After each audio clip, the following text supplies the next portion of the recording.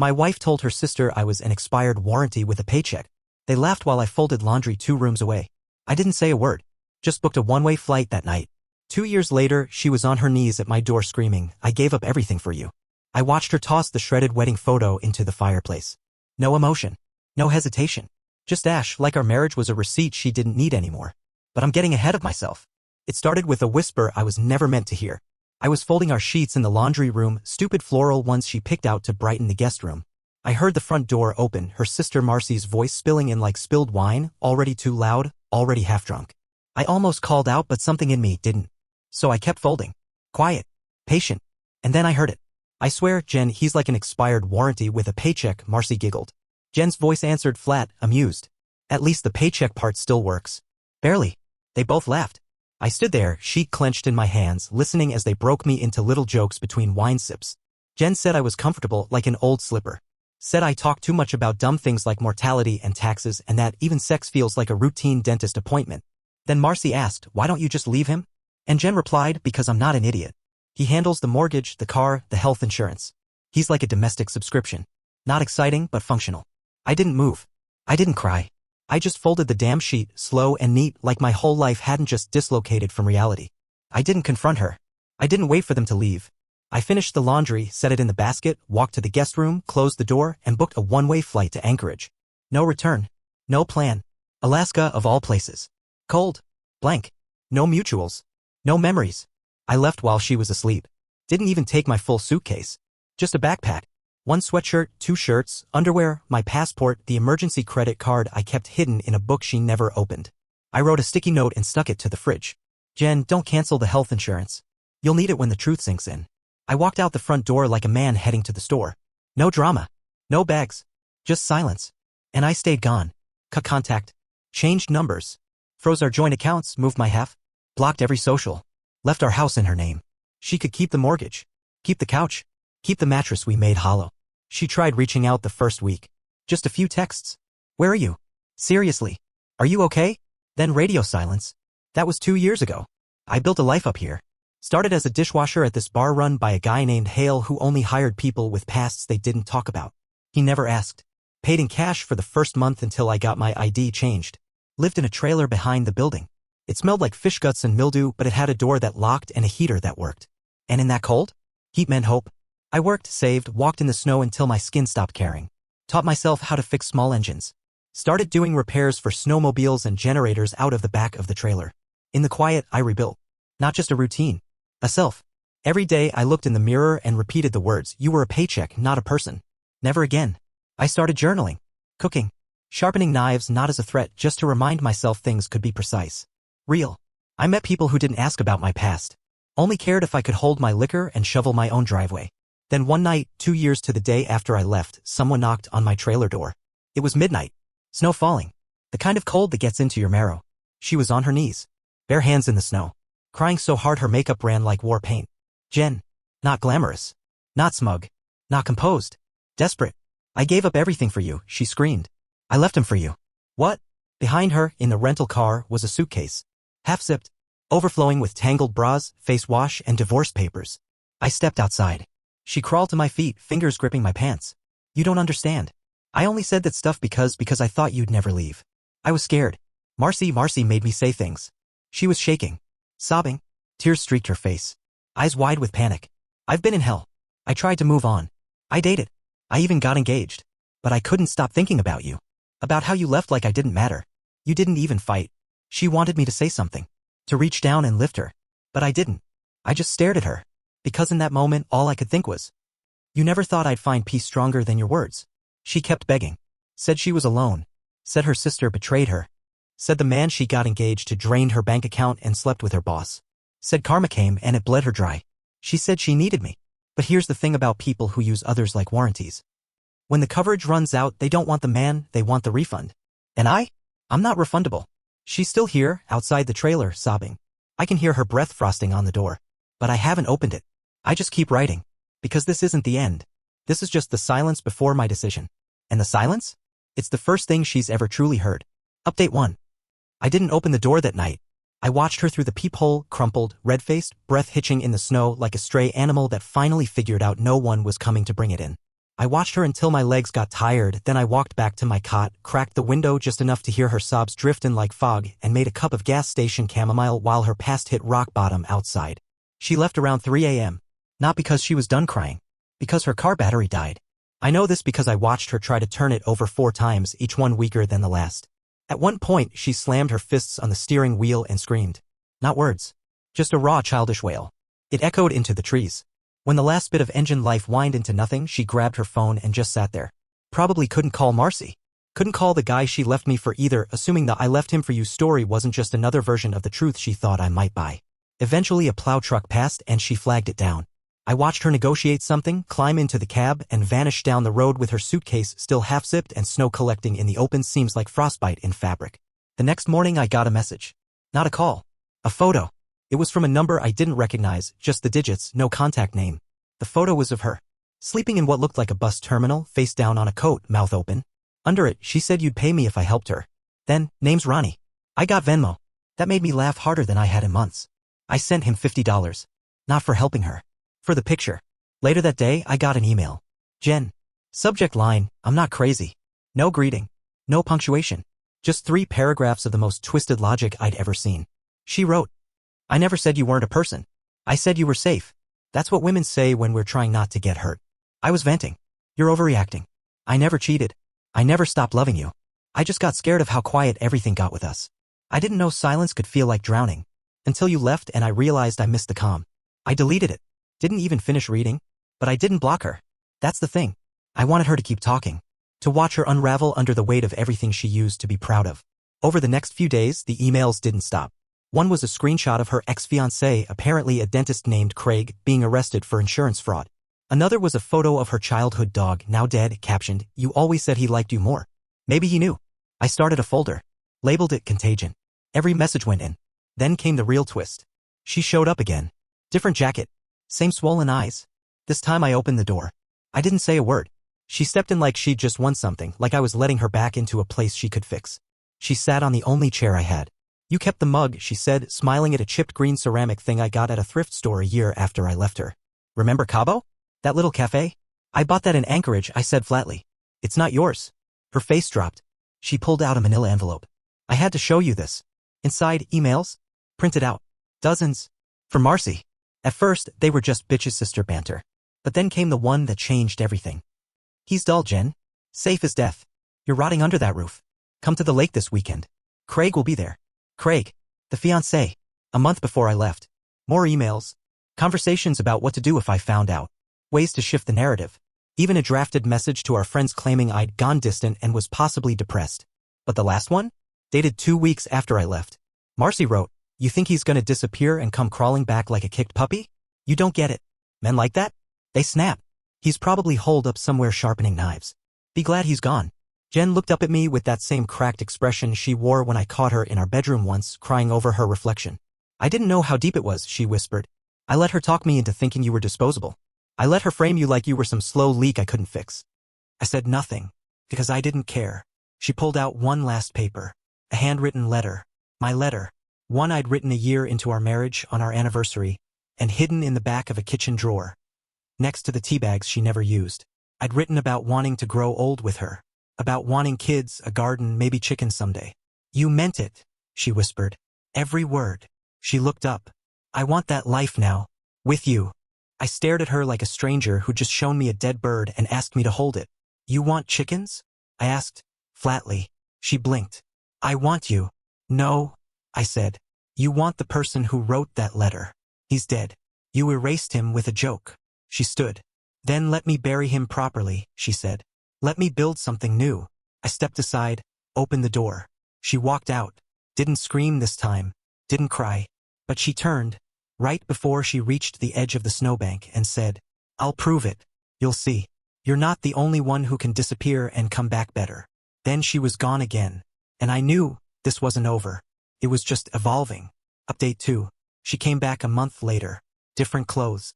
No makeup. Hair hacked off unevenly like she cut it herself in some kind of repentance ritual. She brought a binder. I swear to God. A white, plastic, 3-ring binder with color-coded tabs like this was a job interview. This is everything, she said. standing in the snow while I drank my morning coffee from behind the screen door. Inside the binder, bank statements, therapy notes, screenshots of her sister's texts, even a notarized letter claiming she gave up her share of our old house. I moved into a studio above a bait shop, she said, voice calm like she'd practiced it. I quit my job at Craig's clinic. Attempt now. Filing. Phones. Started AA even though I don't drink much. Just seemed like the right kind of penance. She handed me a photo. Her with a bruised cheek. Craig, 3 months after you left. He said I wasn't worth the retainer anymore. I didn't ask. She offered it anyway, because she wanted something. Not pity. Not forgiveness. Witness. I let her talk. Let her vomit 2 years of regret and rot onto the front steps while my coffee got cold. She said Marcy stopped talking to her. Called her a parasite and a drama corpse trying to crawl back into relevance. Apparently when Jen's fiancé left and the clinic collapsed, Marcy didn't want that kind of energy near her perfect suburban performance. So now you're alone? I asked. She nodded. I've never been this alone.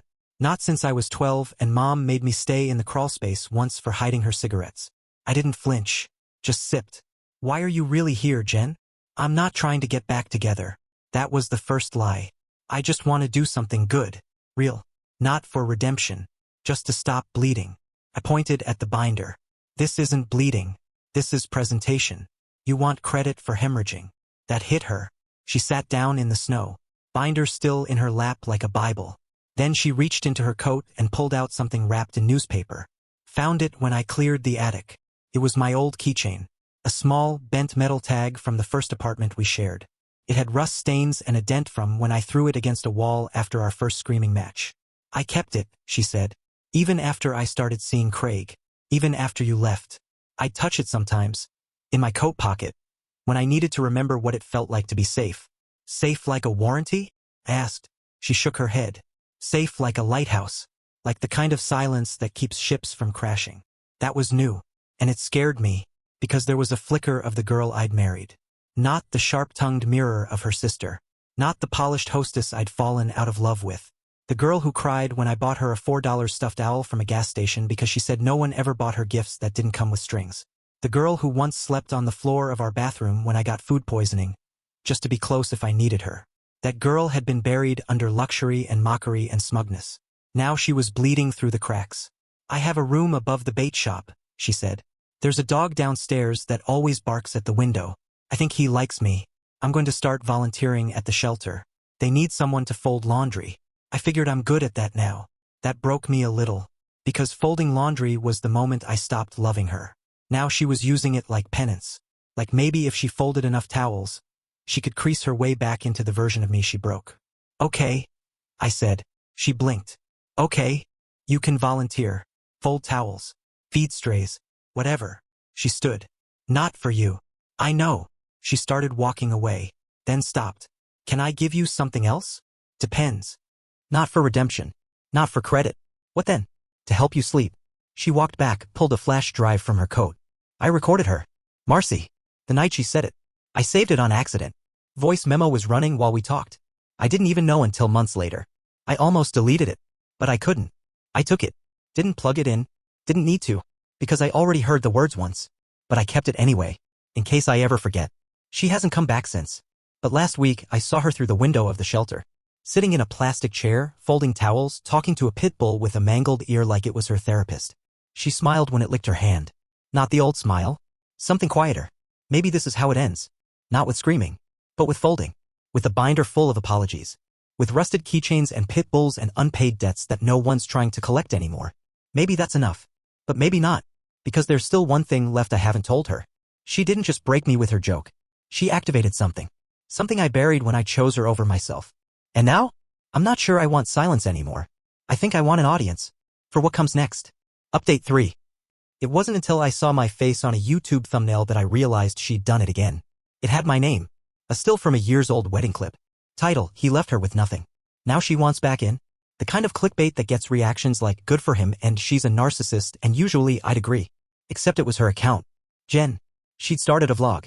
6 episodes in, the story was familiar. Woman scorned, journey of growth, healing in the wilderness, finding purpose through laundry and forgiveness. She never used my full name, but she didn't have to. Enough details to make it obvious. Enough lies to make it poisonous. In episode 3, she called me the ghost with kind eyes. Said I vanished without warning after years of emotional distance. Said she'd begged for therapy. That I refused to engage. That she never gave up hope. Cut to footage of her pouring kibble into a bowl for a shelter while soft piano music plays. The comment section? A war zone. Half of them, you're so strong. The other half, girl, he left. Let him stay gone. And her? She hearted every reply that painted her as a phoenix in yoga pants. I watched every episode. All 6. Back to back. Not out of hate.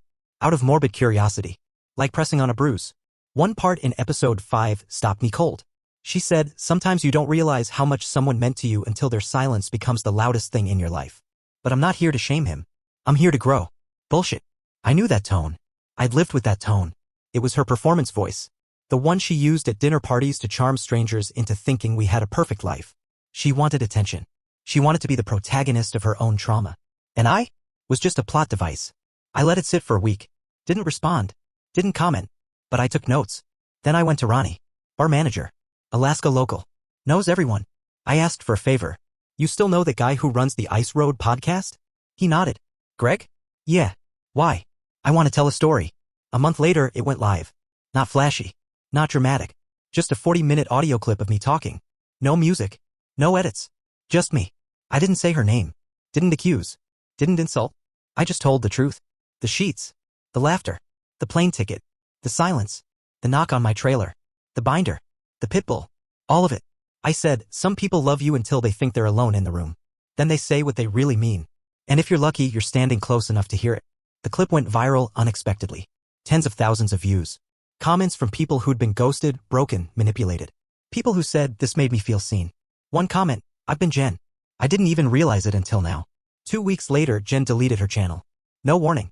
No goodbye video. Just gone. And then? She showed up again. This time, she didn't knock. She stood across the street from the trailer wrapped in a hoodie 2 sizes too big, hair tucked under a beanie like she was trying to disappear into herself. When I finally opened the door, she didn't move. She just said, I saw the interview. Silence. Then, you didn't lie. She crossed the road, stopped at the foot of my porch. People recognized me. My mom. My old coworkers. Even Marcy. Said I'd ruined her name. I let the silence stretch. She looked up, voice cracking. But you didn't say anything cruel. You could've.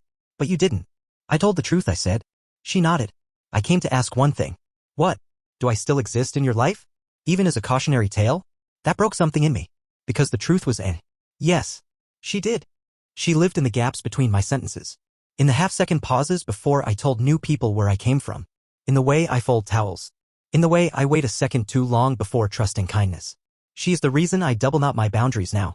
But I didn't say that. I just said, you exist. But not the way you want. She nodded again. Then she reached into her hoodie. Pulled out a letter. I'm leaving Alaska. Going south. Working at a rehab center. Real job. Real work. I'm not running. Just starting something away from you. Away from all this. She placed the letter on the porch. I'll never come back. I swear. But I wanted you to know this time the silence is mine. And it's not a punishment. It's a choice. Then she turned. Walked away. Didn't look back. I left the letter unopened for days. Then one night when the snow had melted and the moon was low, I read it. Inside. No apologies. No poetry. Just a list. Things I did wrong. Things she did worse. Things she'll never forgive herself for. And at the bottom. Thank you for leaving. It was the only real love you ever showed me. I placed it in the fireplace and watched it turn to ash. Watched the ashes drift. And then? I went to the shelter. Told them I wanted to start folding laundry too. Not for penance. Not for poetry. For stillness. For kindness. For dogs who never ask what you used to be. Update 4. The pit bull passed peacefully last Tuesday. Old age. Peacefully. In her sleep, curled up in a blanket someone donated with a note that said, for whoever needs warmth the most. They said she didn't cry out. Just breathed out once like a sigh and stopped. Her name was Lena. She was the only living thing that knew both me and Jen in the end. The only soul who witnessed what we were after the collapse. She loved us anyway. I folded towels for an hour after they told me. Didn't say a word. Just folded. Not out of grief. Out of something quieter. Afterwards, I walked home through the slush, checked the mailbox I usually ignore. Inside, a wedding invitation. Marcy. Marcy was getting married. To Craig. The same Craig who once hurt Jen badly enough that she had to see a doctor. I read the invite twice just to be sure. Then I turned it over. There was a handwritten note on the back. Would love to see you there. No hard feelings. Jen might come. If she's still healing or whatever. No return address. Just the perfect Marcy move, a hit job dressed as etiquette. I didn't go. But I mailed something back. Not a card. Not a gift. Just a photo. Me folding towels at the shelter. Lena in the background, mid-yawn. On the back I wrote, "Some of us still do the work." 3 days later I got a voicemail. Jen. Voice shaky like she'd been crying. I heard about Lena. I wanted to call, but I didn't know if I should. I'm in Oregon now. There's a lavender farm next to the place I'm working. Sometimes I imagine you living here. Thought you'd like the smell. It's quiet. Still folding towels. Still remembering. She didn't ask for anything. Didn't say goodbye. Just let the silence hang. And that's how I knew this really was the end. No door left open. No hints. No Hail Marys. Just quiet. I haven't responded. Not because I'm angry. Because I'm free. There's no rage left. No twisted hope. No curiosity about her next chapter. She's a closed book on a shelf I no longer own. And me? I started dating someone. Her name's Amber. She doesn't ask a lot of questions. Just brings me soup when I'm sick and kisses my shoulder when I fold her shirts. She once said, "I like how quiet you are. It's not empty. It's calm." I laughed so hard I almost dropped a plate. Because that's the thing, right? Silence can mean 1,000 things. Loneliness. Fear. Guilt. But sometimes, it just means peace. I still think about that night I left, folding the sheet while they laughed about how replaceable I was. I still remember the flight. The cold. The trailer door slamming shut behind me. But I don't live there anymore. I live here. With a working heater. And someone who folds back. Thanks for reading. All of you. Even the ones who saw yourselves in Jen. Maybe especially you. We all break things. But only some of us clean up after.